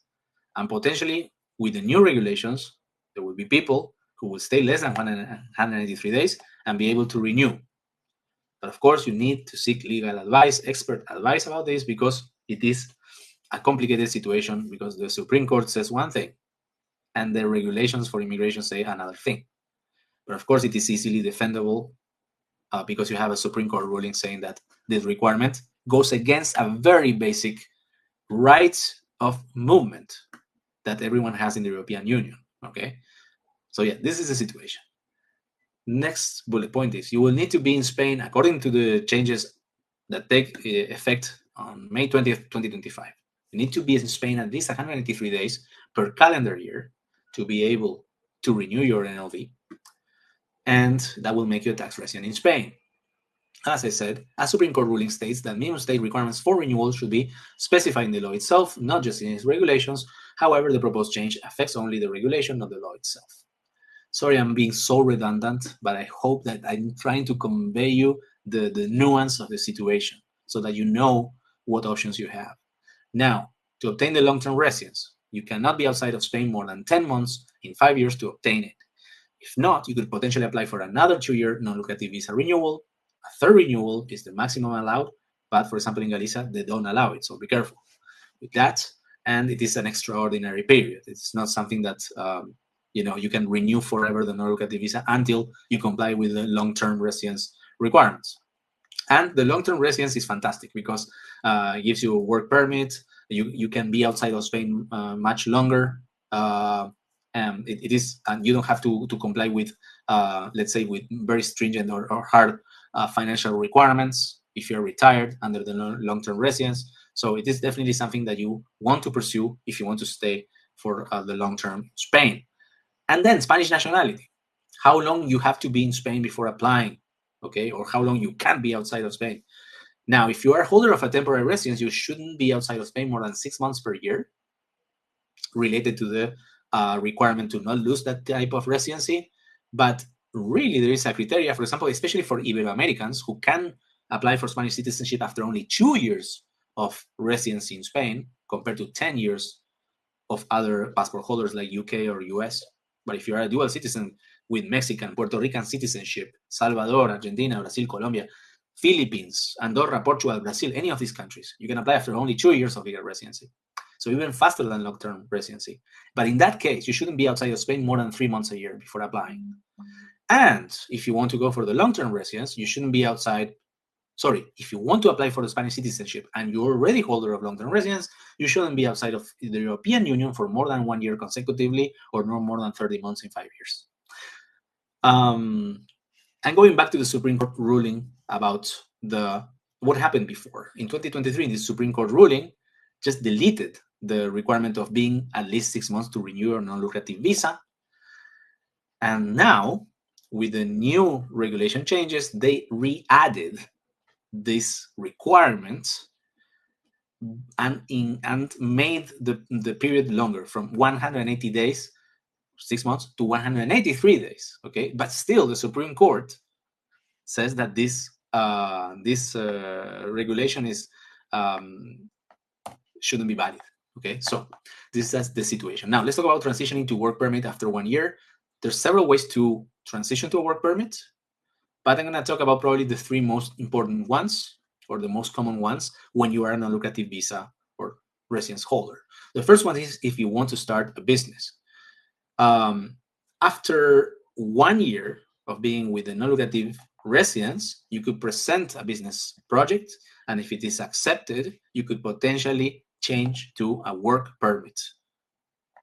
And if you receive a job offer from a company in Spain that is able to sponsor you, you could potentially also change to a work permit called cuenta ajena, okay, working for someone else. Your own business is called cuenta propia. This is working for your own. And potentially, and as we mentioned before, you could transition to the new digital nomad visa or teleworkers visa. That, funny enough, requires that you have been working at least remotely for at least 3 months before applying for this visa, and people are being accepted and transition from non-lucrative visa to digital nomad visa, once again underlining the gray area of working remotely under the non-lucrative residence. Pathway to Spanish citizenship after living in Spain on a non-lucrative visa. We mentioned a little bit this. Normally, it is 10 years of legal residence in Spain before you can apply for Spanish citizenship if you are from the US, UK, Canada nationals, most of the countries. But sometimes, if you have the possibility of, or you are already holder of Ibero-American passport, or countries with historical connections with Spain, such as the case of Philippines, Brazil, Andorra, Portugal, and all the Latin American countries, you can reduce this term to 2 years only. Okay. And something important, many Americans have Mexican citizenship or Puerto Rican heritage. So it is very important that you are from those countries by origin, not by residence. So if you have no ties to Mexico, for example, or to Puerto Rico, you're an American, you have no ties to Puerto Rico, and you go to Puerto Rico, and after 1 year, you are able to get your certificate of citizenship of Puerto Rico, but it will say by residence. So that doesn't count for the fast track of 2 years. It has to be by origin. So either you were born in those countries, or one of your parents has this nationality and you can obtain it, even being born in the USA, for example, but one of your parents is from Mexico, you are considered Mexican by birth, Article 30 of the Mexican Constitution, and that would be enough to benefit from the fast track. Even if you apply for the non-lucrative visa with your American passport, you can show your Ibero-American passport once you have been in Spain for at least 2 years of legal residence and benefit from the 2 years fast track. And just to for the people who missed it, really, what can Spainguru.es do for you? You can find a lot of content. Probably half of the content is about the non-lucrative visa. You can find the different consulates in the US, UK, and Canada, okay, with all the content related to those consulates. If you go to Spanish visas, Spanish non-lucrative visa, and then you go to the specific consulate page, you will find all that content. You have content about taxes. You have YouTube video. I send a newsletter every week on Mondays on 10:15 CET in the morning with the top 10 discussions that we had these weeks and investigation blog posts. But also, if you plan to do it yourself, 50% of people apply for it by themselves. You will need non-lucrative visa health insurance. You will need medical certificates, sworn translation, apostille service. Any of those services, you will probably be extremely helpful for you. And if you need expert advice for the non-lucrative visa application in your specific consulate, especially those consulates, but many other consulates, Mexico, DF, Tokyo, Ankara, I can recommend you lawyers that are extremely experienced with this procedure in any consulate out there. And any other peripheral service that you may require before and after moving Spain, such as property rentals, bank accounts, mortgages, money transfer, etc. More than 100 services you can find on Spainguru.es. I am sure it is a very valuable resource that you have out there, even if you don't plan to get professional help for your application. I ask, and this is a bonus slide, I asked people, like, did you use professional help? 80 votes. 50% of them, they used professional help for their visa applications. And then I asked, to the ones who've used, do you think it was money well spent?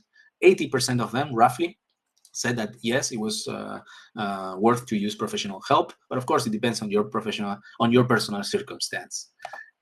Now, if I left something here that was not commented, something that it was maybe too short, something that I couldn't talk too much because everyone has different situations and I can't spend so long, as much as I wanted in every single step, you can always send me an email to hello@spainguru.es. Join the Facebook group, facebook.com/groups/SpanishNLV. 18,000 members there. Very active group. You can ask even anonymously. So if you don't want to disclose your name, you don't have to. And ask any questions related to this visa. Now, YouTube, you can watch youtube.com/Spainguru. I release one video per working day. And many of them are about non-lucrative visa. And join the newsletter, as I said before. It is absolutely free and you can opt out anytime. Disclaimer, the content of this webinar is for information purposes only and is not legal advice. The requirements listed here are not official. Check your specific consulate's requirements and, if you can, get professional help. Now we're going to go with the Q&A session. But before we start, in 1 minute, if you think the content and the information that I'm sharing with you today could help you, you find it valuable, or you know anyone that could benefit from it, please leave a Google review. I would really, really appreciate it. It makes a world of difference to me that you leave that Google review. And that's the only thing I ask in exchange for giving this webinar. Now, let's go with the questions. All right, let's start. Display. Oliver. First of all, Oliver, thank you so much for joining today and for asking something. Have you heard any reports from people who applied at the consulate in San Francisco? How long did it take to get the visa? I think I answered this at the very beginning of the session. I don't know exactly how long it's taking in San Francisco. I don't have it in the top of mind.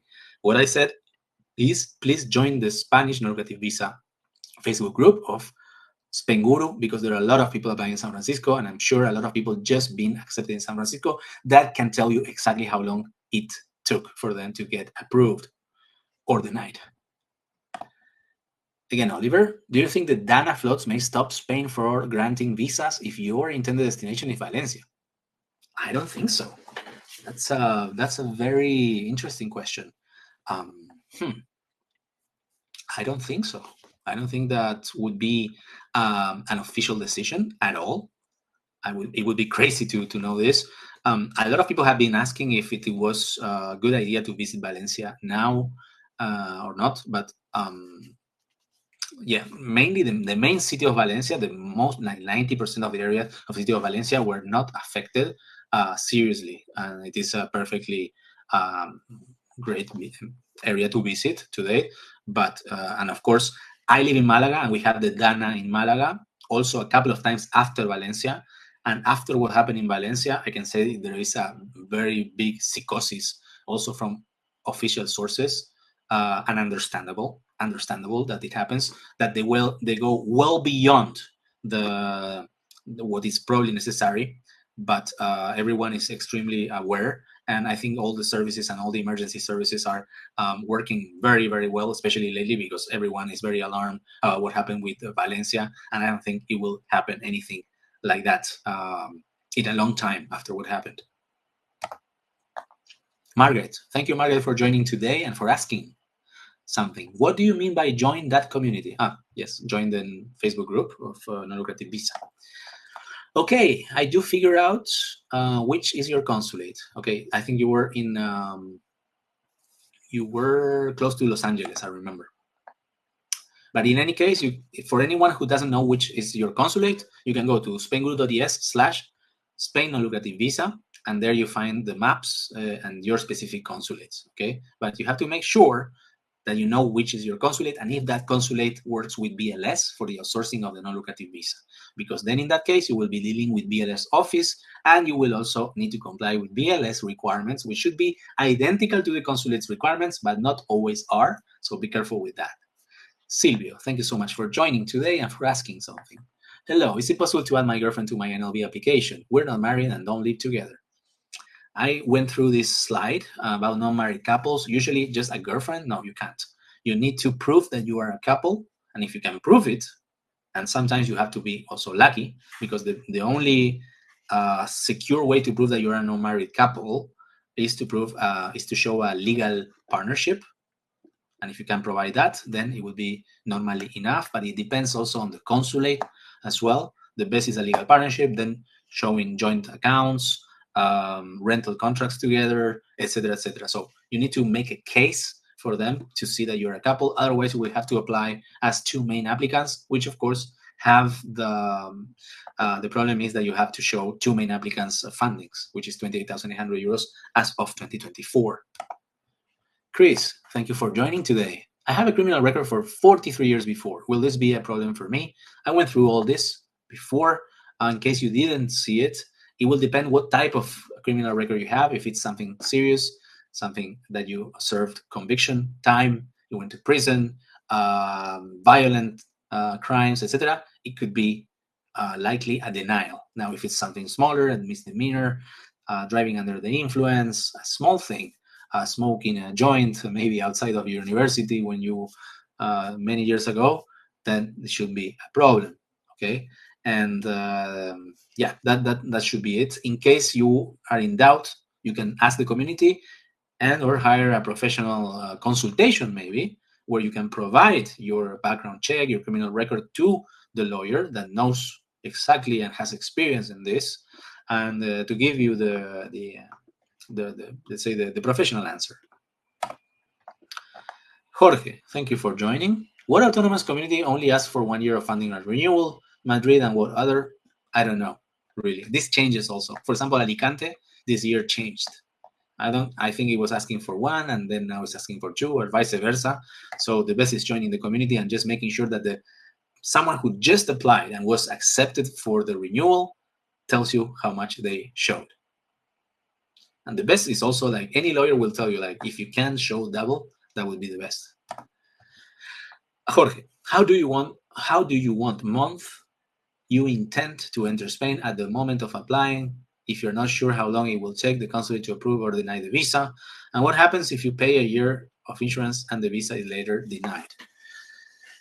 So the first part of the question, I think you will have to more or less calculate a date in the future, and then the consulate will choose the starting date depending on what you chose in the submission, in the application, and the date that it is at the moment of granting the visa, of approval, let's say. So it will be in the hands of the consulate to choose a date that matches the reality, if that makes sense. And what happens if you pay a year of insurance and the visa is later denied? It will happen what your refund clause says. So it's very important that you check the refund clause, that your health insurance has a refund clause, and hopefully you choose also your health insurance according to the refund clause that it has, if that's important for you, okay? Because some refund clause, they will not refund you the money. Sometimes they will refund you only a part of the money. Sometimes they will refund you 100% of the money, but only if the visa was denied because of the health insurance and not because of another reason.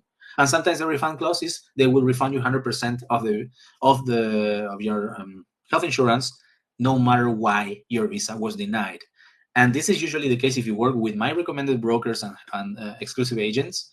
The policies that will propose you will contain good refund clauses, but it is up to you to read all the specifics of your policy. It is up to you. Just make sure that the refund clause is a good one before hiring, if that's important for you.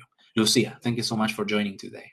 What do we do if we want the NLV and we'll quit our jobs upon approval? Should we include that in our letter of intent? Will we be denied because of we are working? BLS Houston. First of all, read the official requirements. Okay, for Houston, I don't know exactly what the requirements are. As we said in the presentation, and I show you some screenshots, some consulates are aware of the situation and are friendly towards this situation for people who want to continue working, even paperwork, and promise to quit if the visas are granted. But not all consulates are very happy to see this. Okay, so make sure that your consulate is check the requirements first.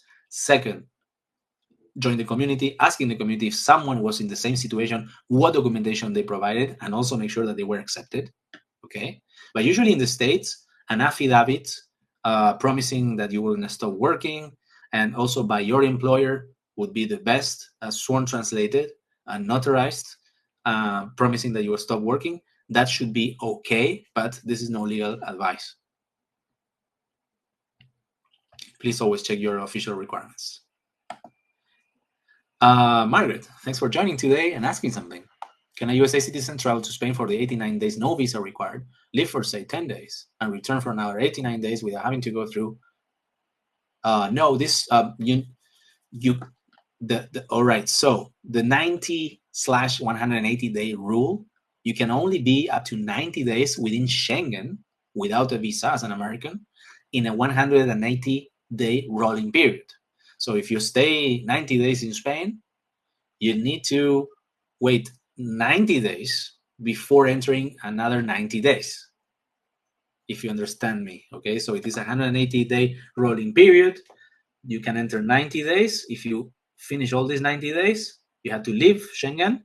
And then once this 180-day period ended, 90 days, you can enter Spain. Okay, so it is a rolling period of 180 days. So no, it wouldn't work that way. Alice, thanks for joining today and asking something. I've had an IE and a Spanish bank account with more than sufficient funds for over 20 years due to owning a property in Spain in 2002, which I sold in 2022. I also have a full coverage medical insurance with my job that I will take with me upon retirement. I have lived in Europe for 30 years due to my job with the US government, which is SOFA agreements, which has SOFA agreements with several countries, and my passport has my stamp for this. I am in Germany and currently live 90 kilometers from Frankfurt. Spanish consulate will be the one I will use. I don't know. You could be 90 kilometers away from consulate and not be in the area of service of the consulate. Please check the map. There are maps out there. If you search Consulados Españoles en Alemania or Germany Spanish consulates, you will see the map, and then you have to be within the area. Okay, likely it is the Frankfurt consulate, likely, but not 100% sure. These areas are not are not a circle, okay, of 90 kilometers. There are provinces within the German map. So yeah, and even other could cover even other countries. So be careful with that. So that's the only question that I see. Now you have a NIE. The NIE never changes. Número de español, número de identificación de extranjero. So normally, if you never lived in Spain as a foreigner, you wouldn't have a NIE, which is just a number. It is not the plastic card. Okay, it is just a number. Normally, when they issue the Spanish non-lucrative visa, inside the visa there is this number. It is the NIE. This is your number that will never change as long as you are a foreigner. If you ever become Spanish, like was my case, I always had a NIE, but then I became Spanish, the NIE stops existing, and then they give you a DNI, Documento Nacional de Identidad, which is what every Spaniard has, okay? But your NIE never changes. So that NIE, actually, they have it in their database, and if you have to obtain a Spanish non-lucrative visa, normally the NIE that you get on your Spanish non-lucrative visa should be the same as the one that you had since 2002. Okay, so yeah, having a Spanish bank account could help you. And yeah, I don't know if I'm leaving. It's a very open question. I hope I answered it. In any case, if you need anything extra, let me know and send me an email to hello@spainguru.es. Jorge, does Houston requires the Spanish health certificate to be issued only when the applicant is present in Spain? You have to ask the Spanish doctor. So you can go on Spainguru.es, fill the form. The doctor will answer you if he has had any problems at Houston Consulate or has been accepted. But the best, if you're in the USA, just go to your doctor, print the template from your consulate, print it in the letterhead of the doctor, everything has to be filled, get the stamp, and if it's only in English, the template, sworn translated, and if it's also in Spanish, you will not need to sworn translate it, saving some money and time. Adnan, thank you for joining today and asking something. I have two questions. One, what will status of kids and spouse? They work and study? No, under non-lucrative visa, they cannot work. No one can work. They can study, yes, and you can also study as a main applicant. Two, I have two wives. One will be my dependent, and for second wife, I apply separate NLB. Also, I am from Pakistan. May I do our file? What would be the fee? So I don't know the case of two wives. I don't know that. I'm sorry to say. Please help seek professional advice for someone who is experienced in this specific case. And what would be the fee? So that depends on the country where you're applying. For example, in the USA, if I'm not wrong, it's $152, but in the UK, it's around £500. So it really changes on a reciprocal basis the cost of application. And of course, you have extra costs, like sometimes you need to pay for BLS office extra costs. Sometimes there's no BLS office and there are no extra costs. So it really varies. Margaret, new marriage certificate. Even if a long-term marriage, say 39 years plus, yes, you need to get a new one. And it has a validity date. Be careful. Jorge, can the medical certificate can be from any country? For example, applying in Houston, but medical certificate is from Latin country. No, either from Spanish doctor. No, I'm not sure of that. I never heard of anyone providing a medical certificate, either from the country where they're applying or from the Spanish certificate. I have two questions. Okay, this one was already answered. Jorge, do you need to cancel absolutely every loan before applying, even if your total cash reserves would be enough to cover them all, long-term loans? I have content about this. If you search Spainguru loans, can I have loans for Spanish non-lucrative visa? People have answered this, and they say you can have loans. A lot of people have student loans, okay? But then also, if you have a house that you have a mortgage and you currently have a tenant living there, that totally covers the mortgage plus profit. Would you need to cancel it? So the thing about mortgage, some consulates are not happy with mortgages.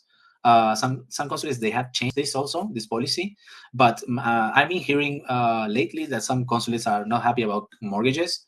So I'm going to tell you, and this is not legal advice, some lawyers try to present the funding in a way that the mortgage doesn't show, and you need to prepare accordingly for it. Okay, in the case of those consulates, this is, and you can hear this.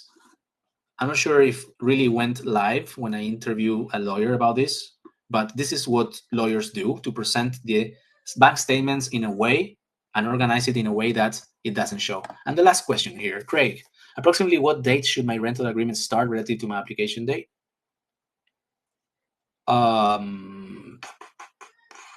Never been asked this. Probably the best is that you join the community and you ask this in the group, and you can do it anonymously. Well, thank you so much for joining today. I'm sorry I couldn't answer that question. That's very, very, very specific, and I wouldn't be very comfortable giving you my opinion on that. But I hope you got your right answers. I really appreciate that you made the time to join today and participating as well. And as I said, the only thing I ask in return for this, if you can leave a Google review, that would be extremely, extremely helpful. And if there's anything I can help you with that I didn't mention today, send me an email to hello@spainguru.es, and I'll be so happy to point you in the right direction, or at least give you the resources so you get the information that you are asking for. So yes, and I plan to upload this as a private video to YouTube, and I will send you soon the link for the recording of this video. That hopefully everything went fine, because we got an electricity shortage in the middle, but hopefully the recording was good enough. All right. Well, thank you so much for joining today, and I see you around. Thank you. Bye bye.